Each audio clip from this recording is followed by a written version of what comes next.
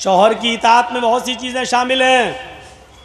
शौहर की इताअत में एक बात याद रखिएगा, आप किसी औरत से निकाह करके अपने घर लाए, आप अपने कपड़े बीवी को दे दीजिए और बीवी आपके कपड़े धुल देगी, आपके लिए खाना वाना पका देगी, आपके सर में तेल डाल देगी। ये जिम्मेदारी है औरत की। हज़रत आयशा अल्लाह के नबी सल्लल्लाहु अलैहि वसल्लम के सर में तेल उस वक्त भी डालती थी जब अल्लाह के रसूल एतिकाफ में बैठते थे और अपना सर हुजरे में कर लेते थे। तो हज़रत आयशा अल्लाह के रसूल के सर में रोज़े की हालत में भी तेल डाल देती थी, कंघी कर देती थी, वुज़ू के लिए पानी भर के दे देती थी, गुस्ल के लिए पानी गुस्ल खाने में या कहीं जहाँ नहाते थे वहाँ रख दिया करती थी। पता ये चला कि कंघी कर देना, शौहर के सर में तेल डाल देना, शौहर के लिए पानी गर्म कर देना या पानी गुस्ल खाने में रख देना, टॉवल वगैरह रख देना, लुंगी वगैरह रख देना कि नहा कर मेरे हस्बैंड चेंज करेंगे, ये सारी चीजें औरत की जिम्मेदारी में शामिल हैं और शौहर की इताअत में शामिल हैं। लेकिन इसके बाद, इसके अलावा अब आप चाहें कि मेरे कपड़े के साथ साथ मेरी अम्मा के भी कपड़े धोए, मेरे बाप के भी कपड़े धोए, मेरी बहनों के भी कपड़े धोए और मेरे जितने भाई हैं उनके भी कपड़े धोए, तो माफ़ कीजिएगा वो आपकी बीवी है, आपकी नौकरानी नहीं है। शरीयत ने उसको इस बात का मुकल्लफ नहीं किया है। प्यार से चाहो तो कुछ भी काम ले लो औरत से, लेकिन अगर आप हुक्म चला कर लोगे तो सुन लो, शरीयत ने ससुर के कपड़े धोना औरत पर की जिम्मेदारी में शामिल नहीं किया है, सास के कपड़े धोना जिम्मेदारी में शामिल नहीं किया है। वो तुम्हारे बच्चे को दूध पिला देती है, ये भी बहुत बड़ी बात है। अगर वो चाहे तो तुमसे दूध पिलाने का पैसा भी ले सकती है। बेटा तुम्हारा, बच्चा तुम्हारा, हम दूध पिला रहे हैं तो हमें पैसा दो, इतना महीना दो, और आपको देना पड़ेगा। मौलाना साहब ये क्या मुसीबत खड़ी कर रहे हो, हमारी तो वैसे भी नहीं बनती अपनी बीवी से, तुम और कह दे रहे हो, सुन के जाएगी तो कल। पूरा खर्चा अगर आप अपनी बीवी को नहीं देते हैं तो बीवी को इजाज़त है कि वो आपकी पैंट की जेब में से उतना ले सकती है जितने में उसका और उसके बच्चों का खर्चा चल सके। आपको बताए नहीं, इसको चोरी में शुमार नहीं किया जाएगा, वो चोर नहीं लिखी जाएगी। डरो मत।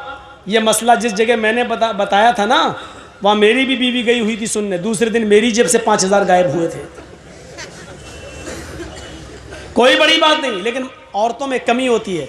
इजाज़त दो 2 रुपए की तो निकाल लेती है 200 रुपये, और फिर हिसाब जुड़ा देंगे, इतने में तेल आया, इतने मसाला आया, इतने में चादर, इतने में तकिया, इतने में ये, वो सब हिसाब जुड़ा देंगे।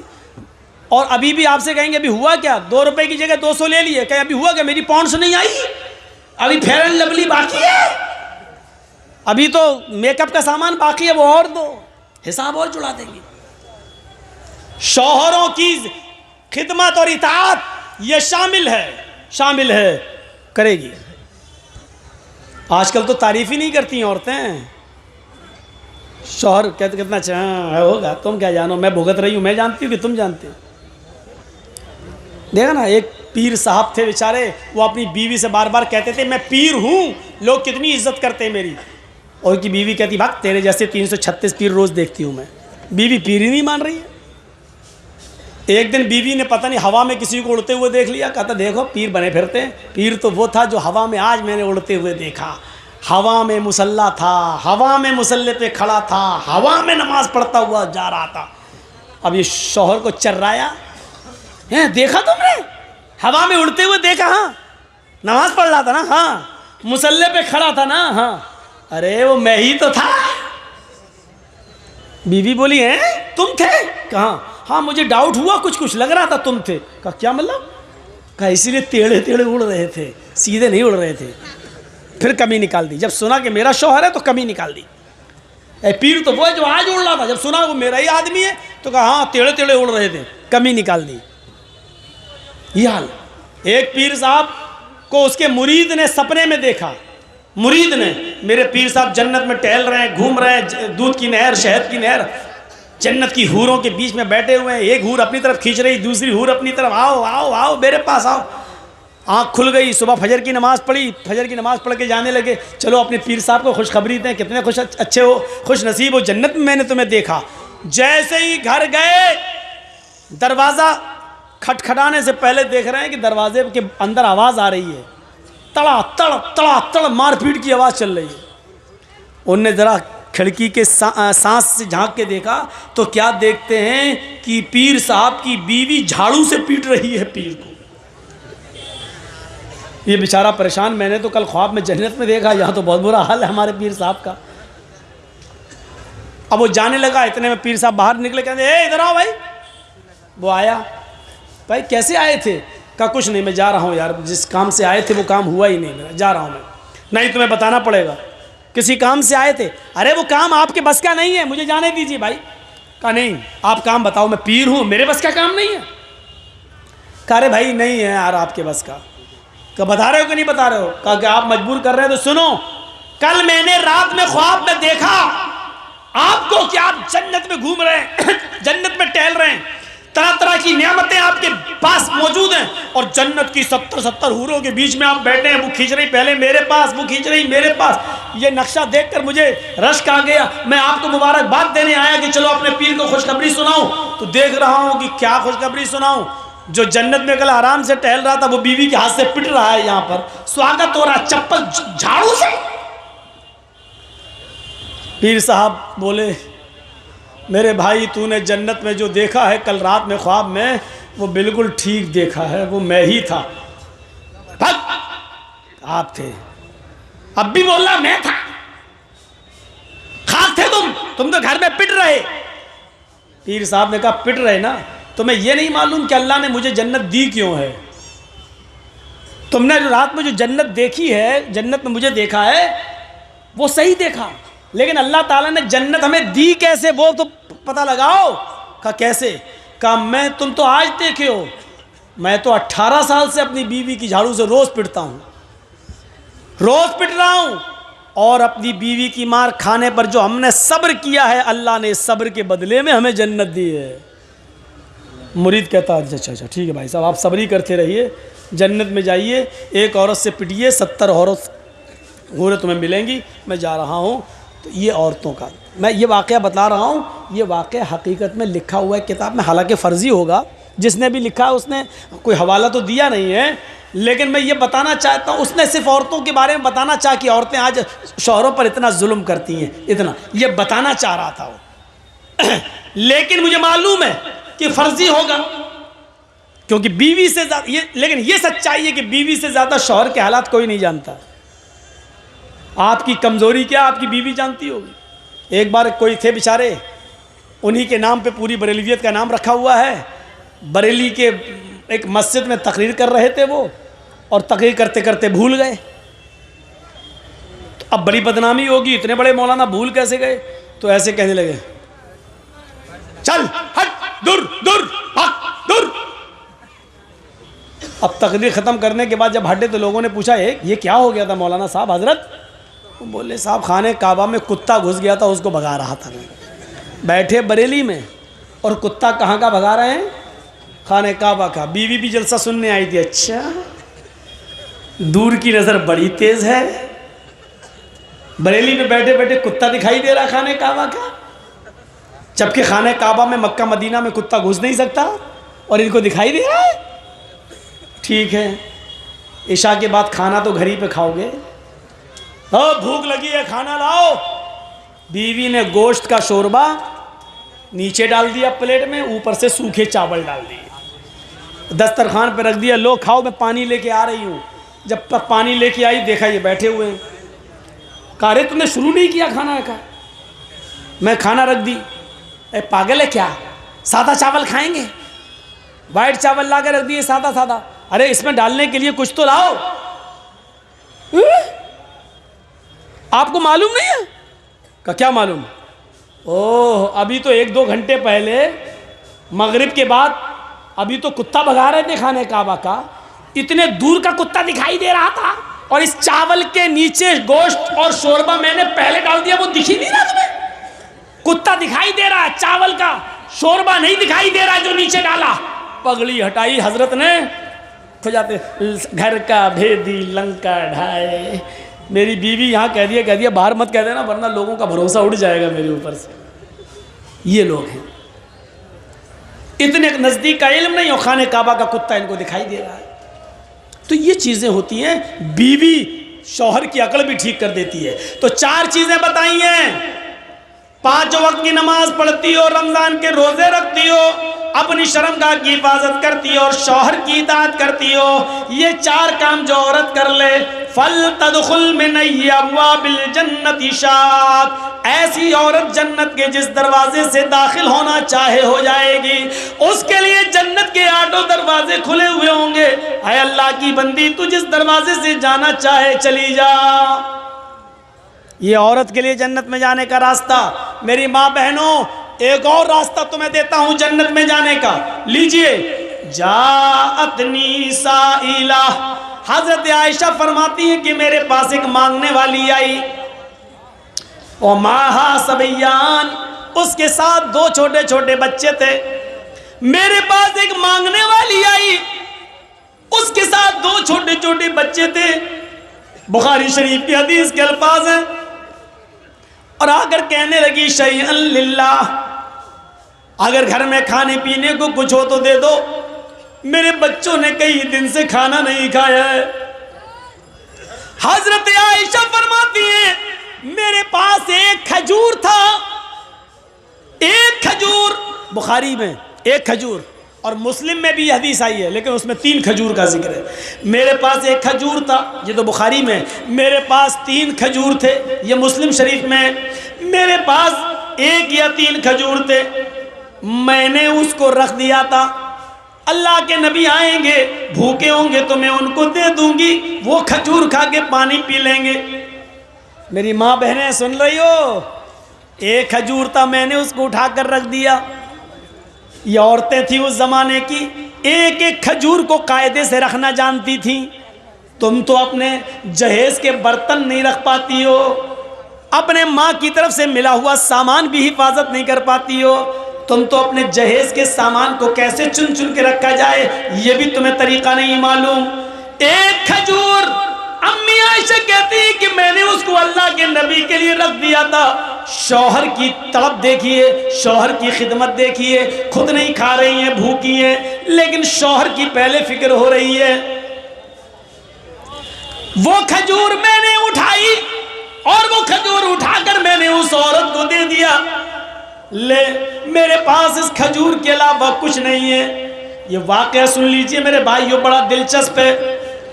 जैसी उस मांगने वाली को मैंने वो खजूर दिए, उस मांगने वाली ने अपने दोनों छोटे छोटे बच्चों के सर पे हाथ रखा और उस खजूर के 2 टुकड़े कर दिए, बीच से गुठली निकाली और गुठली को फेंक दिया और उस खजूर के 2 टुकड़े कर दिए। एक आधा टुकड़ा इस बच्चे को दे दिया और आधा इस बच्चे को दे दिया। बुखारी शरीफ के अल्फाज, खुद कुछ नहीं खाई, उन बच्चों को पानी पिलाती है और खुद पानी पीती है और चल देती है। लेकिन रुकिए थोड़ा, ये तो बुखारी से मैंने बता दिया, थोड़ा सा सब्र कीजिए, मुस्लिम का भी बता दूं। मुस्लिम में कि मैंने 3 खजूर उसको दे दिए, मेरे पास 3 थे, मैंने तीनों खजूरें उसको दे दी।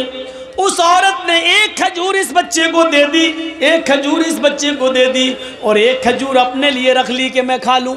उन बच्चों ने अपनी अपनी खजूरें खा ली।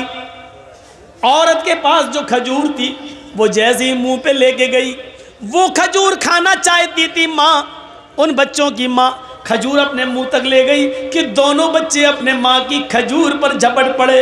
अम्मी ये भी दे दो, मुझे भूख लग रही है, अम्मी अभी भूख लग रही है।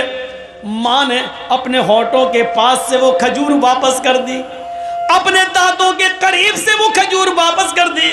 उसको अपने बच्चों पर रहम आ गया और उसने अपनी खजूर के 2 टुकड़े कर दिए, आधा टुकड़ा इस बच्चे को दे दिया और आधा इसको, यानी हर एक को 1.5 मिल गया।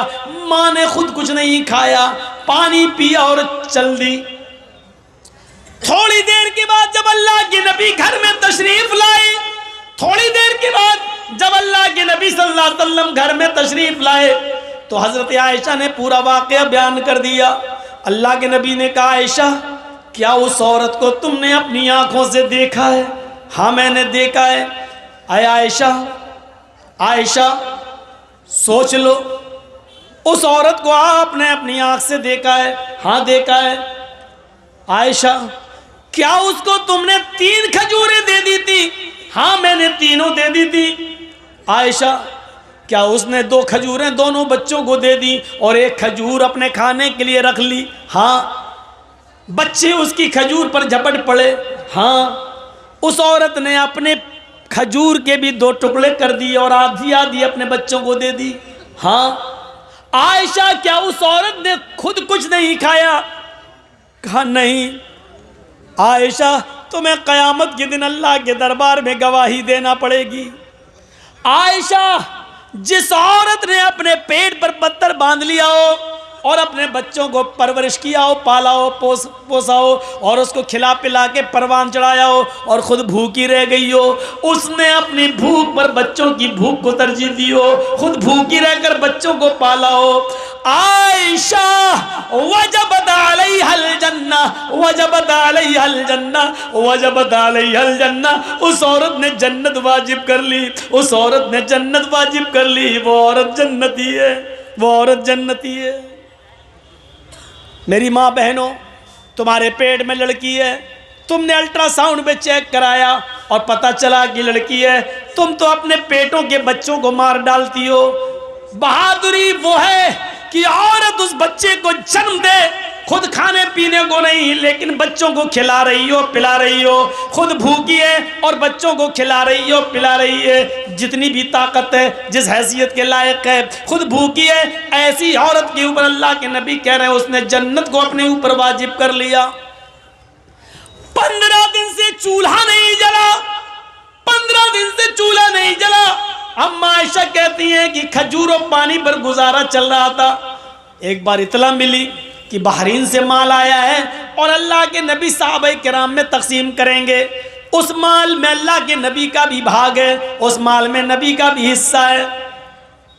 फरमाया आयशा सिद्दीका ने, अल्लाह के नबी फजर की नमाज के बाद आप माल तकसीम करेंगे और आपका भी तो हिस्सा है। फरमाया आयशा खुश हो जाओ, आज हमें भी हिस्सा मिलेगा, हमारा भी हक है, हमें भी हिस्सा मिलेगा। आज चूल्हा संभाल लो, लकड़ियां रख लो चूल्हे में, आज हमारे घर में भी गोश्त पकेगा। 15 दिन से चूल्हा नहीं जला, आज हमारे इधर भी अच्छा खाना बनेगा। हजरत आयशा फरमाती है कि इधर अल्लाह के नबी फजर की नमाज पढ़ाने के लिए घर से बाहर निकलते हैं, हुजरे में जाते हैं और इधर मैंने फजर की नमाज पढ़ने के बाद चूल्हा संभाल लिया, उसको पोत लिया और उसमें लकड़ियां रख दी कि अल्लाह के नबी जब अपना हिस्सा लेकर आएंगे तो आज मेरे घर में भी चूल्हा जलेगा। तकरीबन आज के टाइम के लिहाज से 10 या 11 बजे के आसपास इतना माल आया था बहरीन से कि वो माल तकसीम करते करते सहाबाए किराम को देते देते सुबह हो गई, 9-10 बज गए, चाश्त का इशराक का वक्त हो गया, 11 बजे के आसपास का टाइम हो गया। सबके हिस्से दे दिए। अल्लाह के नबी को भी 2 थैले भर भर के मिल गए। एक आपने इस हाथ से पकड़ा, दूसरा थैला आपने दूसरे हाथ में लिया। आपने अपने दोनों थैलों को उठाया और लेके चल दिए। आप जैसे ही चले निकले, अल्लाह के नबी सल्लल्लाहु अलैहि वसल्लम अपने घर की तरफ रवा दवा हैं, जा रहे हैं। घर आने ही वाला है कि अचानक 2 छोटे छोटे मासूम बच्चों ने मोहम्मदुर रसूलुल्लाह का हाथ पकड़ लिया। दाएं देखा तो 7 साल का बच्चा, बाएं देखा तो 9 साल का बच्चा। दाएं देखा उसने ये थैला पकड़ लिया, बाएं देखा तो उसने दूसरा थैला पकड़ लिया।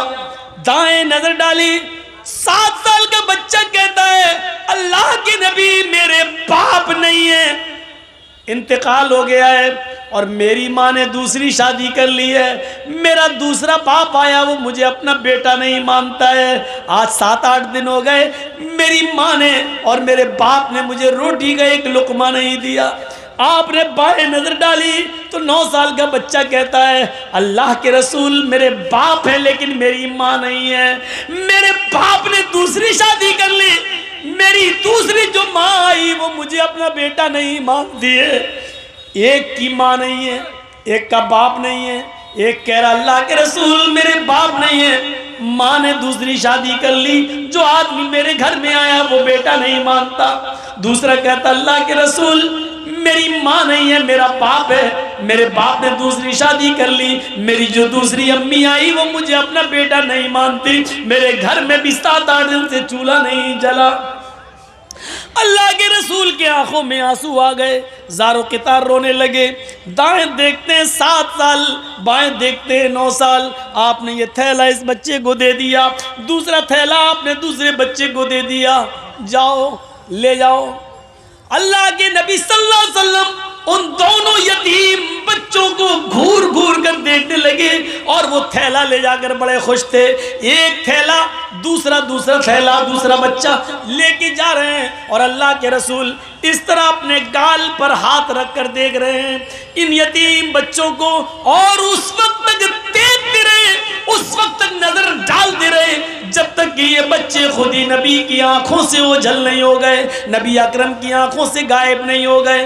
इस हाल में अल्लाह के नबी फिर दरवाजे को दस्तक देती हैं, हजरत आयशा दौड़ती हुई आती हैं, अल्लाह के नबी अपना हिस्सा लेकर आ रहे होंगे, दरवाजा खोलती हैं। अल्लाह के नबी ने कहा अस्सलामु अलैकुम, अम्मी आयशा कहती है वालेकुम अस्सलाम, अंदर आइए। अंदर जाते अल्लाह के नबी तो क्या देखती हैं अम्मा आयशा, जिस खाली हाथ से आप गए थे उसी तरह खाली हाथ लौट आए हैं। आपके हाथ में कोई थैला नहीं, कोई सब्जी नहीं, कोई गोश्त नहीं, कोई आटा नहीं, चावल नहीं, दाल नहीं, कुछ नहीं है नबी अकरम के हाथ में। कहने लगी अय अल्लाह के रसूल आपने कहा था चूल्हा संभाल लो, संभाल लिया। अय अल्लाह के नबी आपने कहा था आज मेरे घर में भी चूल्हा जलेगा, मैंने चूल्हे को जलाने का इंतजाम कर लिया, लेकिन आपको देखती हूँ खाली हाथ गए थे और खाली हाथ वापस आ गए। आपने नजरें पलटी, हाँ आयशा सच है, आज मुझे भी 2 थैले मिले थे, मैं अपना हिस्सा लेकर आ रहा था, लेकिन आयशा घर के दरवाजे के बाहर 2 यतीम बच्चों ने मेरा रास्ता रोक लिया, एक की उम्र 7 साल, दूसरे की उम्र 9 साल। आयशा एक की मां नहीं, एक का बाप नहीं। आयशा एक का बाप सोतेला, दूसरे की मां सोतेली। उधर बाप बेटा मानने के लिए तैयार नहीं, उधर सोतेली माँ बेटा मानने के लिए तैयार नहीं, और यतीम बच्चों का पेट उनकी पीठ से चिपक रहा था, भूख की हालत में उनको निढाल कर लिया था।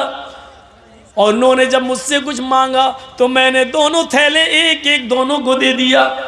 अम्मी आयशा कहती हैं आपने कभी कुछ गलत किया ही कहाँ है जो आज करेंगे, अच्छा किया दे दिया, लेकिन मैं ये नहीं कह रही हूँ कि आपने गलत किया, अच्छा किया दिया, लेकिन अल्लाह के रसूल 2 मुट्ठी इस थैले में से निकाल लेते और 2 मुट्ठी अनाज इस थैले में से निकाल लेते, मैं चक्की पर पीस देती, आज घर का गुजर बसर चल जाता, 1 रोटी आप खा लेते, 1 रोटी मैं खा लेती। अल्लाह के नबी इतना तो आप निकाल सकते थे। फरमाया आयशा तुम सही कह रही हो, इतना मैं निकाल सकता था, मैंने सोचा भी था कि 2 मुट्ठी इसमें से निकाल लूं, 2 मुट्ठी इसमें से निकाल लूं, लेकिन आयशा जब उन यतीम बच्चों के चेहरों पे नजर पड़ी तो मेरी हिम्मत को, मेरे दिल को गवारा ना हुआ कि इन यतीम बच्चों का कोई हक मारूं, मैंने दोनों को दे दिया। आयशा यतीमी हमने देखी है, तुमने नहीं देखी, इन जुमलों पे गौर करो। आयशा यतीमी मैंने देखी है, तुमने नहीं देखी, तुम्हारे तो बाप अभी भी जिंदा हैं, तुम्हारी माँ तो अभी भी जिंदा है, तुम यतीम नहीं हो, यतीमी का दर्द मैंने देखा है। आयशा यतीमों की कंडीशन मुझसे ज्यादा कौन जानता होगा। आयशा मैं जब पैदा हुआ, पैदा होने से 2 महीने पहले मैंने बाप को खो दिया, मेरा बाप मेरे पैदा होने से 2 महीने पहले ही मुझे छोड़ के चला गया, मैं पैदा हुआ तो यतीम बनकर, दुनिया में मैंने आंखें खोली तो यतीमी की हालत में मेरे बाप इस दुनिया में मौजूद नहीं थे। और जब मेरी उम्र 6 साल की हुई, मेरी माँ मुझे अपनी माँ यानी नानी के घर लेके गई। जब मैं मदीना से यसरब से लौट के आ रहा था, 6 साल की उम्र थी, तो मकामे अबवा पर मेरी माँ पहुंची जो मक्के आ रही थी। रास्ते में मकामे अबवा पर पहुंची और कहती है, बेटे तुम बार बार अब्बू को पूछते हो, अब्बू अब्बू, सबके अब्बू है, मेरे अब्बू कहाँ हैं? आओ आज मैं तुम्हें तुम्हारे अब्बू को दिखाती हूँ। मेरी माँ मुझे मेरे बाप की कब्र पर ले गई। आया आयशा अपनी आंखों से मुझे मेरे बाप की कब्र दिखाई और खुद फूट फूट के रोने लगी। मैं भी अपने बाप की कब्र को खोद नहीं सकता था, उसका चेहरा नहीं देख सकता था। मैं अपने बाप की जुदाई में रो रहा था। पीछे पलट के देखता हूं तो मेरी माँ बेहोश पड़ी है। जब मैं अपने माँ के सीने पर बैठ गया, उठाने लगा अम्मी अम्मी, तो मेरी माँ उठने की पोजीशन में नहीं थी। मेरी माँ की रूह कब से उस शरीर से परवाज हो चुकी थी। जहां बाप की कब्र देख रहा हूं और उसी जगह मैंने अपनी माँ को भी खो दिया हो। आयशा 6 साल की उम्र में मेरी माँ भी मुझे छोड़ के चली गई। जब मैं 8 साल का हुआ तो मेरा दादा भी मुझे छोड़ के चला गया।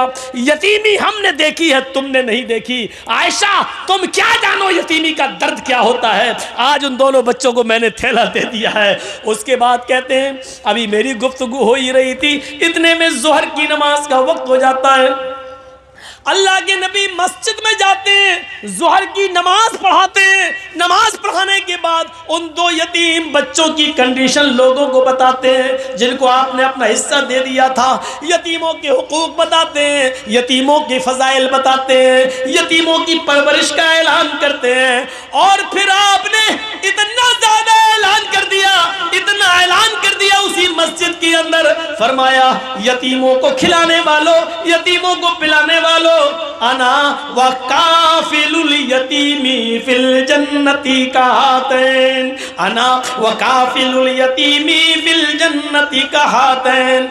लोगों, मैं और यतीम को खिलाने पिलाने वाला मैं, और यतीमों का हक अदा करने वाला मैं, और यतीमों की परवरिश करने वाला, ये दोनों जन्नत में ऐसे रहेंगे जैसे ये दोनों उंगली मिली हुई है। यानी वो मेरा पड़ोसी बनकर रहेगा जन्नत के अंदर, वो मेरा पड़ोसी बनकर रहेगा।